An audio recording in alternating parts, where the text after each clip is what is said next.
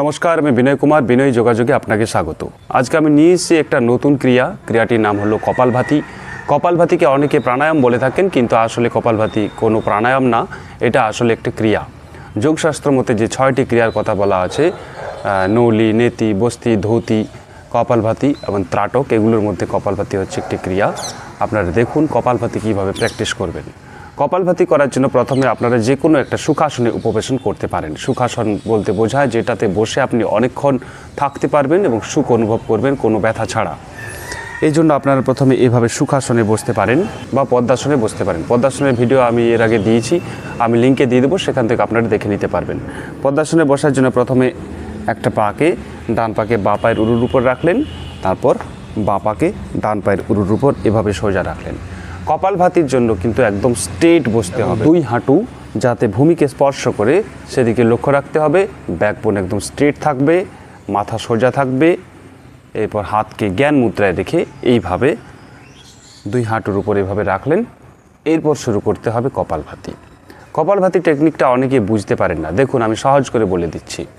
কপালভাতিতে শ্বাস নেওয়ার চেয়ে শ্বাস ছাড়াটা হবে মুখ্য। অর্থাৎ এই যে শ্বাস নিলাম, শ্বাস ছাড়লাম, এই প্রক্রিয়াটার মধ্যে কেবল শ্বাস ছাড়াটাই মুখ্য হবে। অর্থাৎ এভাবে কীরকম, ধরুন আপনার নাকে কিছু একটা ঢুকে গেছে, তখন আমরা কি করি? নাকে যদি আমাদের কিছু একটা ঢুকে যায় তখন এভাবে বের করার চেষ্টা করি না?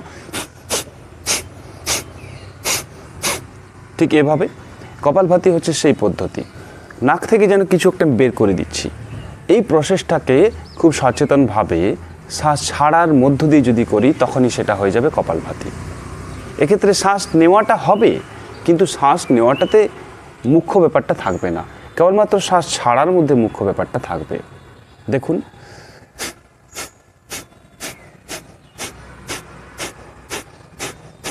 ছাড়ার সঙ্গে সঙ্গে শ্বাস কিন্তু আপনা আপনি ভেতরে ঢুকে যাচ্ছে। ওই ফাঁকা বায়ুশূন্য স্থানটাতে বাতাস আপনা আপনি এসে পড়ছে। আপনা আপনি এলেও সেখান থেকে বাতাস বের করাটা কিন্তু আমরা সচেতনভাবে করব। এই যে প্রক্রিয়াটা, এটা হলো কপালভাতি। কপালভাতি কথার কপাল কথা অর্থ হচ্ছে এই যে আমাদের ফোরহেড, এবং ভাতি অর্থাৎ হচ্ছে প্রজ্বলন।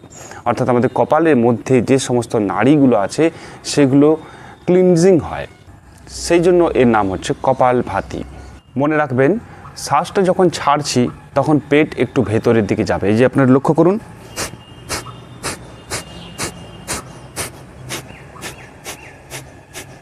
পেট ভেতরের দিকে যাচ্ছে। যখন আবার শ্বাসটা অটোমেটিক নেওয়া হচ্ছে তখন পেট পূর্বাবস্থায় ফিরে আসছে, এবং পুরো বডি কিন্তু হিলবে না, শুধু বুকের এই অংশটা একটুকু কম্পন হবে। কারণ পুরো বডি হিললে সেটা কপালভাতির সঠিক নিয়মের মধ্যে পড়বে না। তাই দেখুন, পুরো বডি না হিলিয়ে শুধু বুকের একটু মুভমেন্ট হবে এবং পেটটা ভেতরের দিকে যাবে। এই হচ্ছে কপালভাতির আদর্শ টেকনিক।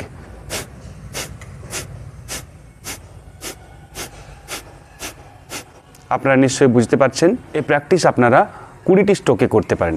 1 স্ট্রোক কেমনভাবে হচ্ছে,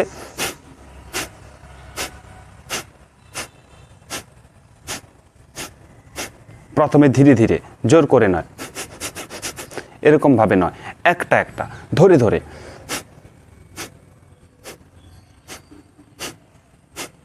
চোখ বন্ধ করে একদম ঘাড় সোজা রেখে এটা অভ্যাস করতে হবে। কপালভাতি অনেক উপকারিতা রয়েছে। কপালভাতি করতে করতে যদি ঘাম আসে তাহলে বুঝতে পারবেন যে কপালভাতি খুব ভালোভাবে প্র্যাকটিস হচ্ছে, এবং এই ঘামটা আপনার ত্বকের ঔজ্জ্বল্যতা বাড়াবে। কপালভাতি নিয়মিত যদি অভ্যাস করেন তাহলে পেটে কখনো চর্বি হতে পারে না। যাদের ডায়াবেটিস রয়েছে কপালভাতির ফলে সেটা সেরে যাবে।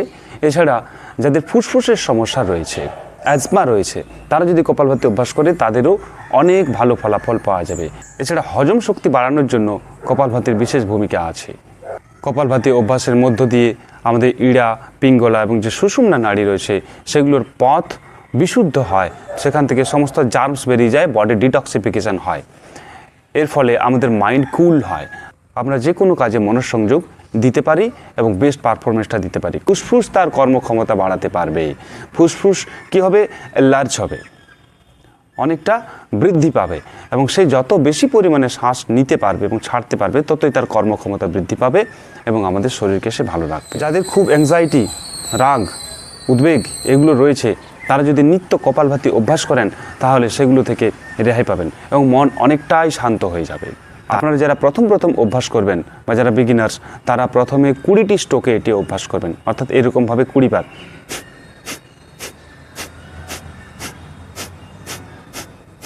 এরকমভাবে 20 বার করবেন। ধীরে ধীরে যখন 20 বার আপনারা আয়ত্ত করে ফেলবেন তখন এটা আপনারা বাড়াতে পারেন। এটা 50 থেকে 60 এবং তখন 50 থেকে 60-এ অভ্যাস হয়ে গেলে আপনারা এটা 100 বার অবধি করতে পারেন, এতে কোনো সাইড এফেক্ট নেই।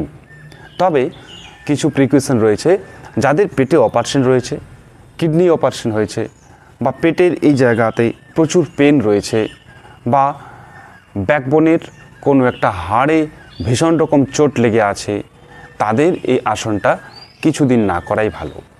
বা নাকে অপারেশন হয়েছে, গলাতে অপারেশন হয়েছে, তাদের কপালভাতি করা উচিত হবে না।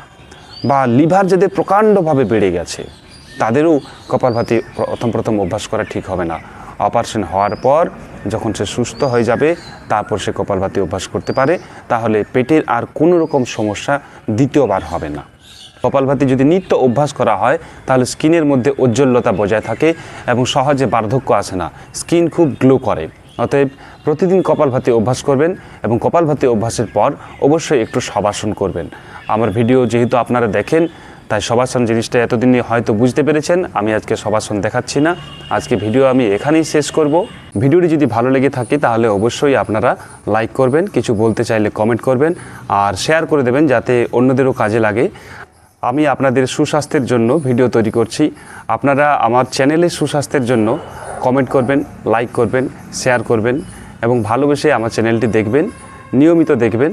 এবং আপনি যদি আমার চ্যানেলে নতুন হয়ে থাকেন তাহলে চ্যানেলটি অবশ্যই সাবস্ক্রাইব করে নেবেন, বেল আইকন প্রেস করবেন যাতে এরকম কোনো ভিডিও আপলোড করলেই আপনার কাছে নোটিফিকেশান পৌঁছে যায়, আপনি ভিডিওটি দেখতে পারেন এবং আপনার কাজে লাগে।